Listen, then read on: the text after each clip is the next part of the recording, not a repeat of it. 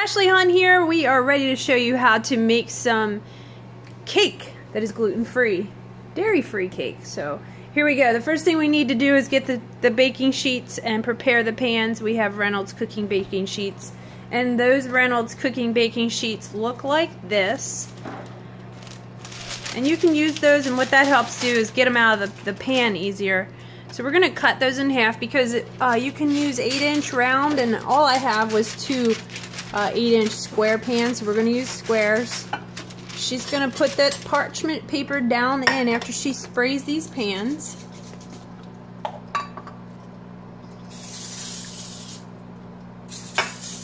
That keeps the parchment paper from sticking too.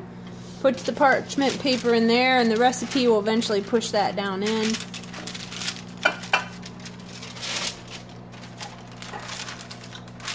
That gets the pans prepared. Now, while we're doing that, we have some earth balance. Oops, the earth wasn't in balance there for a second. Some earth balance vegan buttery sticks, and this says they're great for baking. So it is 3/4 of a cup that we need for that, and just put it in and cook them and have them melting while we are getting the rest of the recipe ready. And I just get those at like our local grocery store, Martin's, Giant, whatever the local that has your organic and dairy-free stuff. And we'll just put that on low and let that melt a little bit while we work on some other things. Now we're going to go to our blender. We have a Ninja blender, fantastic blender. And we're going to, we ran out of regular almond silk, so we have these lunch types. And we're going to put 1/3 of a cup in. Stop. Yep, it's good. And you're supposed to put that in a blender.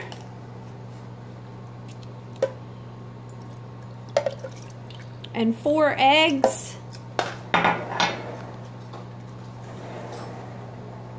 We actually haven't made this recipe yet, but we have bought it in the store. And I'm really excited to learn how to make it ourselves, because it was like $3 something a piece for a piece of cake. So this is a lot less expensive. Yep, put them in there. It's fine. In the meantime, just so you know, one of the secret ingredients that's in this recipe is quinoa. And we started the quinoa about 20 minutes ago, and we used 1/2 cup of quinoa, makes about 2 cups cooked. So 1/2 cup of dried quinoa makes about 2 cups cooked quinoa, and we needed about, I think I put in, it's almost like rice, you cook it like rice. We put in 1 cup and like 1/3 of water, turned it on to a boiling, and then once it started boiling, I turned it back and put a lid on it and had it sit like rice and soak up the water. So quinoa is a lot of water. Alright, so we're going to put the lid on. Now get this blended. Yeah, you gotta line up the triangles for the Ninja. Alright, and hold your ears, because this thing is pretty loud, but it gets the job done.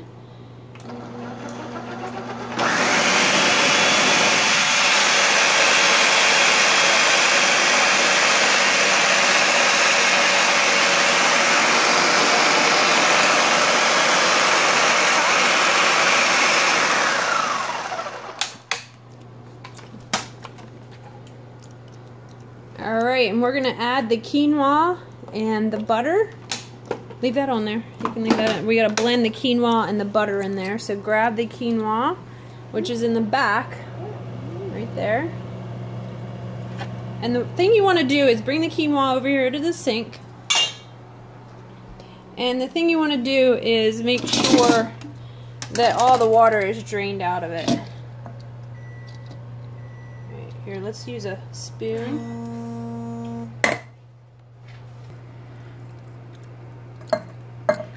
Scrape it in there and let any water that might be left over out. That looks pretty dry to me. It's pretty good. Alright, and then after you do that, we want 2 cups. So we're going to take that over and put it back in a measuring cup. We're measuring out 2 cups of quinoa. Alright, we have 1 cup. Go ahead and put that in the blender. And we need another cup. Make sure your quinoa has been cooled.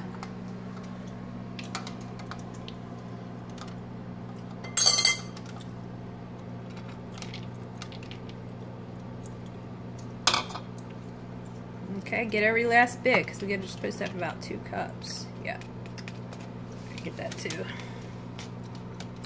Alright, put that in. And then let's stir the butter. Let's check on the butter to see if it's ready. Oh, looks like it's ready. Go ahead and stir the butter and get those little chunks out of there. The butter is about ready to go in the blender. Alright, the butter's going in the blender.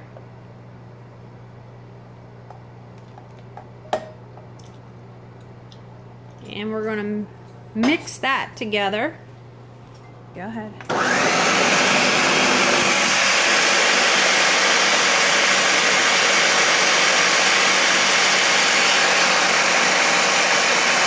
Alright, here we go. We need 1.5 cups of sugar. We're going to put it in a separate bowl. Go ahead. It's not on the light. Yep, go ahead. It's recording. It has enough light. And 1/2 cup. Some our 1/2 cup is MIA, so we're going to use 2 1/4 cups. Gotta have a little bit more in there. Scrape it off. Always scrape your dry ingredients off. Level it off with a knife. And 1 more after that.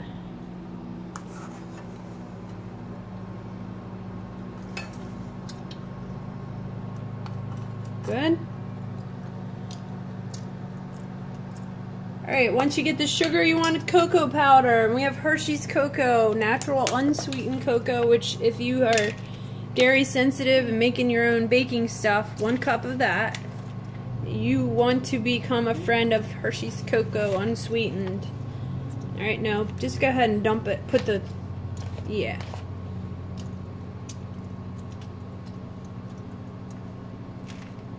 Alright, and then always level dry ingredients off. You can do it over top the cocoa can. There we go. It's close. And we're going to put it in with our dry mixture. Next, we're going to have baking powder. And you can see I get baking powder that doesn't have aluminum in it, baking soda and sea salt, all organic from the organic stores. And then I just put them in jars and I label them. And so it's so much easier than a little bag. Always level it off. Good.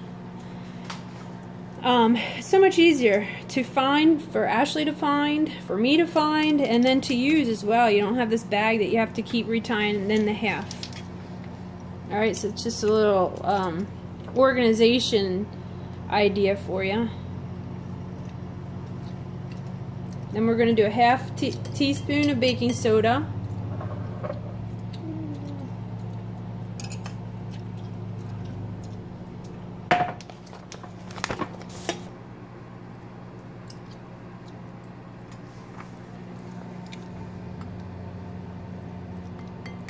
And a 1/2 teaspoon of salt. There's the salt. Good. Now we're going to mix that with a spoon of some sort, whatever you have for mixing.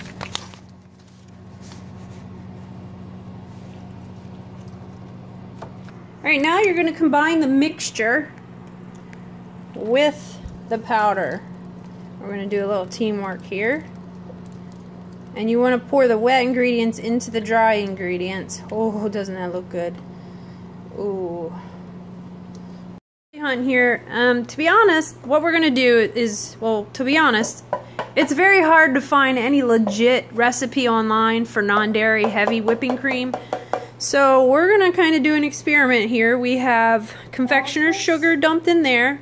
We're going to do 1 can of coconut oil, which solidifies at room temperature sometimes. So 1 can of coconut oil. And what makes heavy whipping cream different from a lot of the other creams and like almond milk and that sort of thing is that it has a higher content of fat. You want it about 35% fat.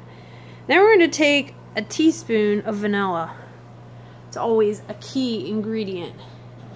That's alright, we'll take some extra. I like vanilla. So this is the heavy whipping cream that we are going to use to make a topping on a cake. So like if you're making a birthday cake or a cake for fellowship or whatever with some friends, you will now have the way to make your own really good topping. So let's see if this ninja can blend it up.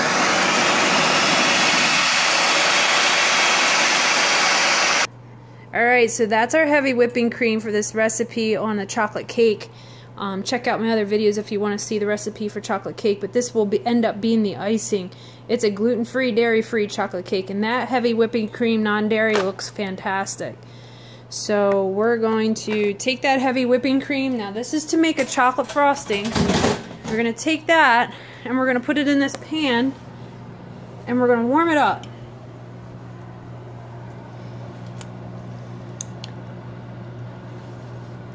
Might need go ahead and get a spoon and scrape it out. We're going to warm this up, and then once it warms up, we are going to take it and we're going to pour it over the chocolate chips that you see right here.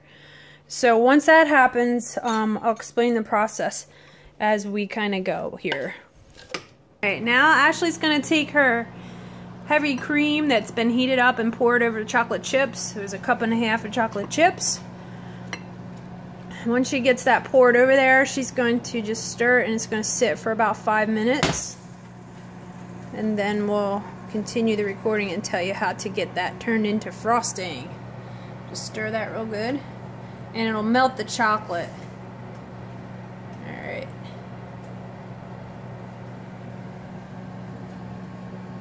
That's good. Keep doing that.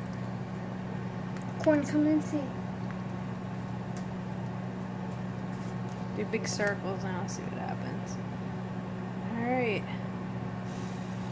We'll let that sit for 5 minutes. Okay, so this is the icing topping that we're making from scratch. It's non-dairy. We used with coconut, and we chilled it on ice to speed up the process of chilling. You can see it's pretty thick now.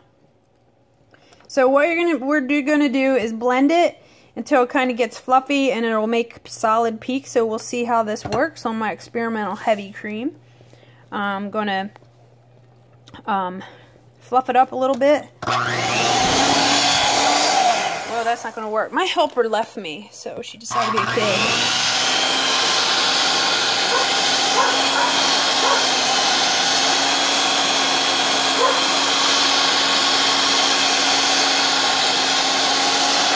It's set to beat it until it fluffs up. Whoop.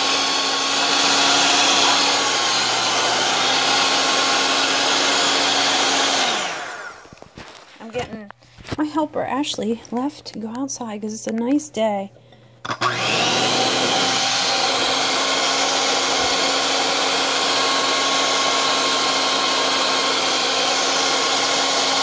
going to pour the chocolate evenly into both batters, or both cake pans.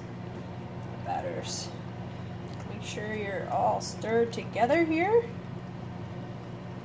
Doesn't that look good? Look at all that chocolate. Sugar. Guess there's no exact science on measuring. It's kind of an estimation. And make sure you get all your sides pushed out, and so we have the same shaped. Copy.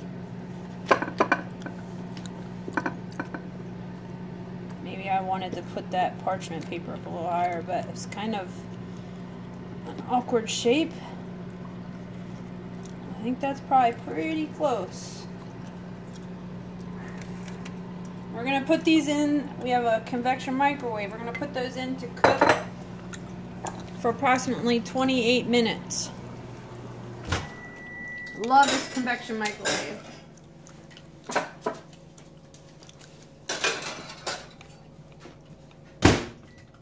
Alright, and they're going to cook for 28 minutes. So I wanted to show you what the cakes turned out like. They look delicious. I'm going to layer those here soon. And then I also wanted to show you that I have remember we poured the thick cream?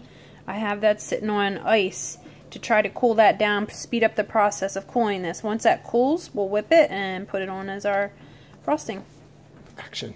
Alright, I'm going to take the cake out and flip it onto, and wow, that peels off nicely.